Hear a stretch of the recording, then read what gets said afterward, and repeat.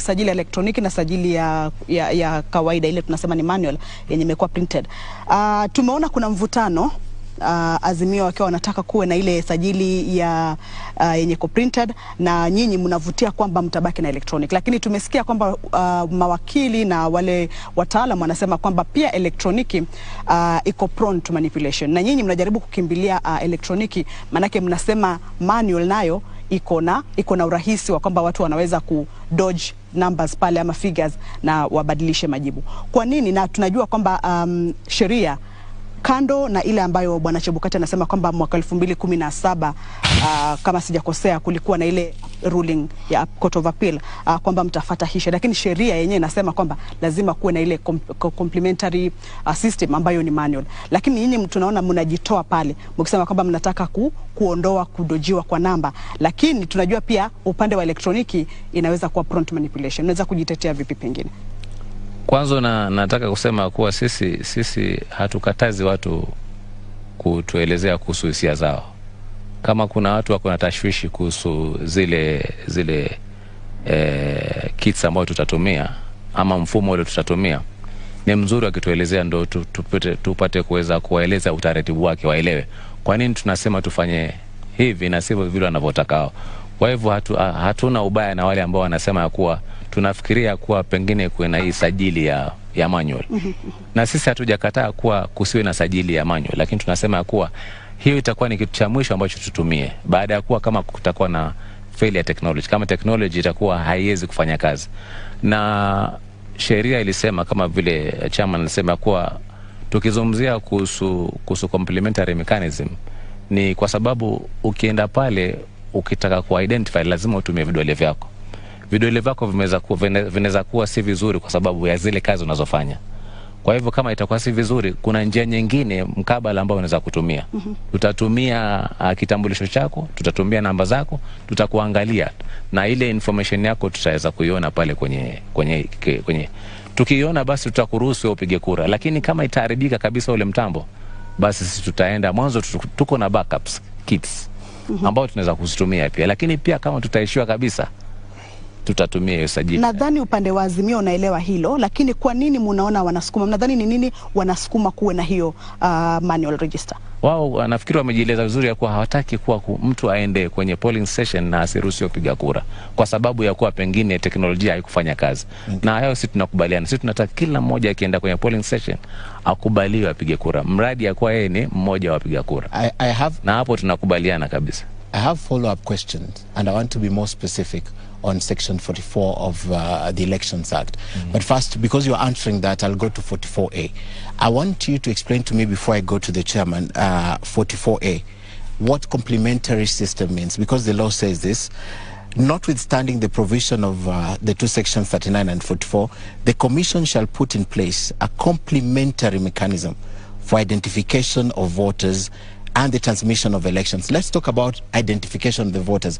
How can technology, how can the same system that we're talking about be complementary in that it's a KIMS-kit? So I can't use my thumb or my finger, but you want to make it look like my ID with the same technology is complementary. Could this section also have meant that a complementary system could be this manual register and not necessarily part of that technology that we are saying? It's the KIMS-kit, it's the technology, it's everything, but let's get something aside from this. So aside from this, could it not be that this section contemplated the register, the book? Maybe, but I think the chairman has explained that there's a court ruling. There was a civil appeal number 258, whereby and in that ruling actually it set aside the sections of the law you're talking about, and actually it affirmed the procedures we actually explained in the memo that was provided then.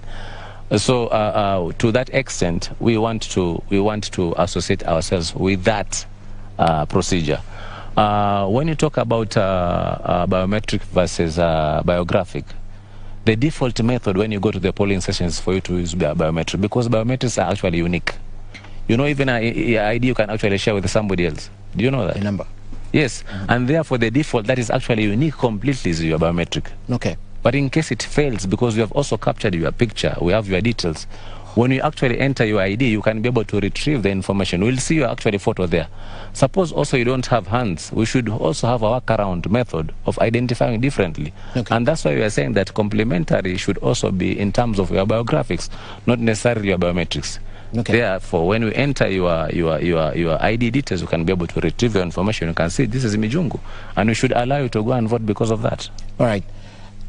That having been said, they say I'd like to go to section 44 now 4, which talks about this election technology being deployed 120 days, tested, tried, and all that. I mean, as at now, with 26 days left, I put it to you that none of this comes, knows the kind of technology. Your own test failed. I hear there's another test that you're planning, but it failed. Now, the law that you saying that you want to associate yourself with that particular one, there's an argument that it could be convenient for you, because if you look at it, you're speaking the same language as one of the candidates. That aside, the law is specific on the number of days that this technology can be deployed and it can be tested. That did not happen.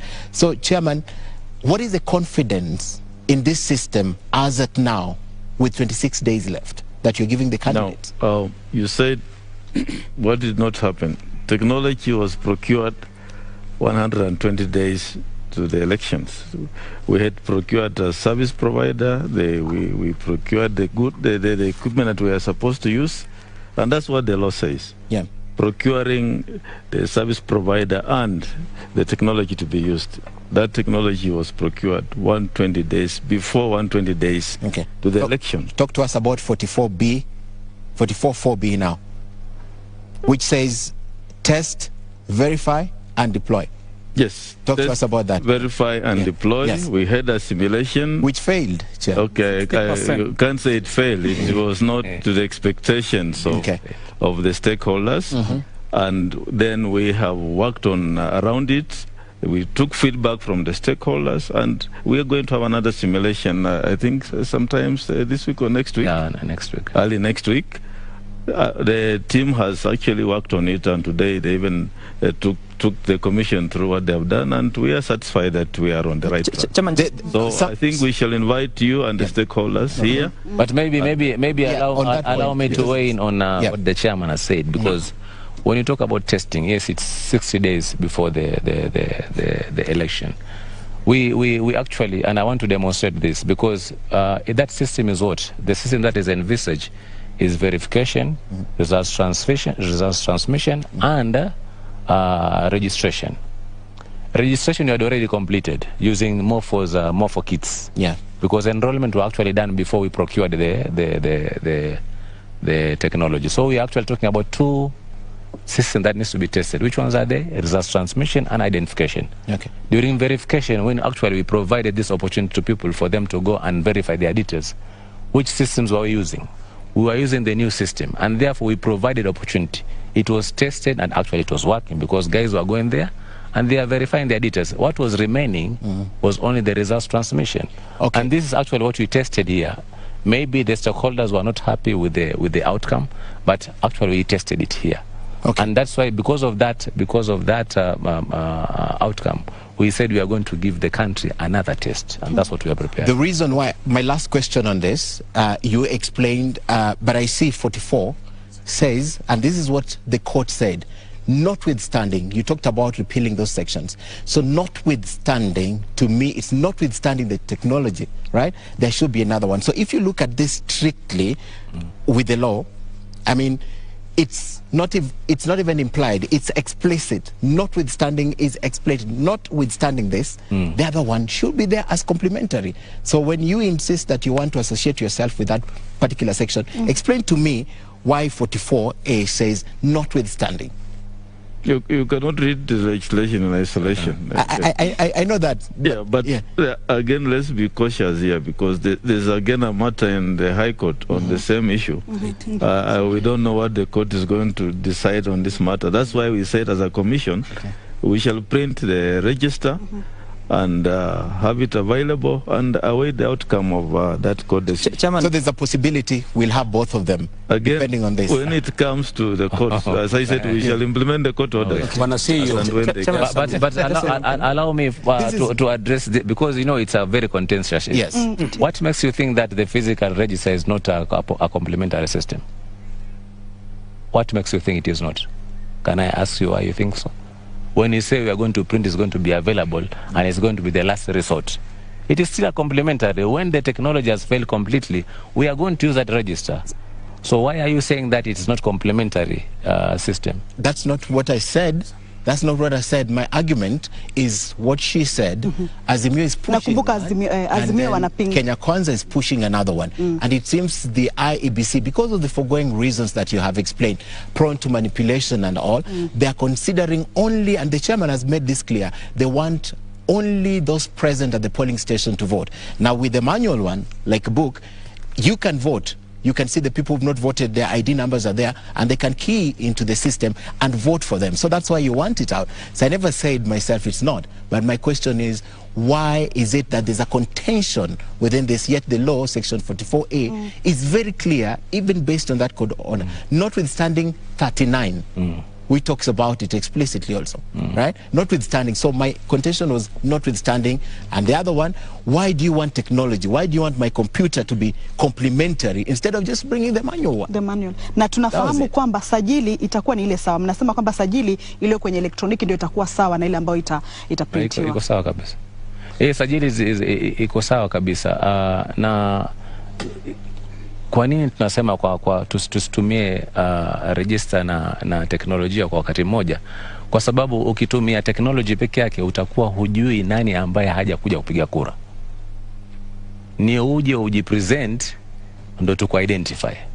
Lakini kama mimi kazi yangu hapa ni kumechanically cross, pia naona wale wengine hawaja piga kura, then ina provide opportunity ambao mtu anaweza kuja sasa na ndo tunasema ya kuwa presiding officer, kwa sababu ni temporary official, ni mzuri ya kuwa akifanya ile kazi hajui ni nani ambaye hajakuja.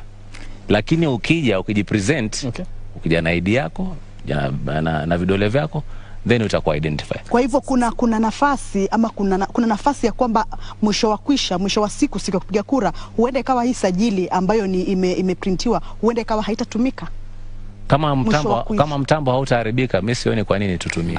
CEO, I want us to make progress because there are two interventions that are coming from Abubakar and Ken. But before that, this election, because if you recall what happened in 2017, part of the reason there are problems at the Supreme Court is because of the polling stations that could not transmit results from their polling stations. They said that there are several that transmitted from non-gazetted polling stations.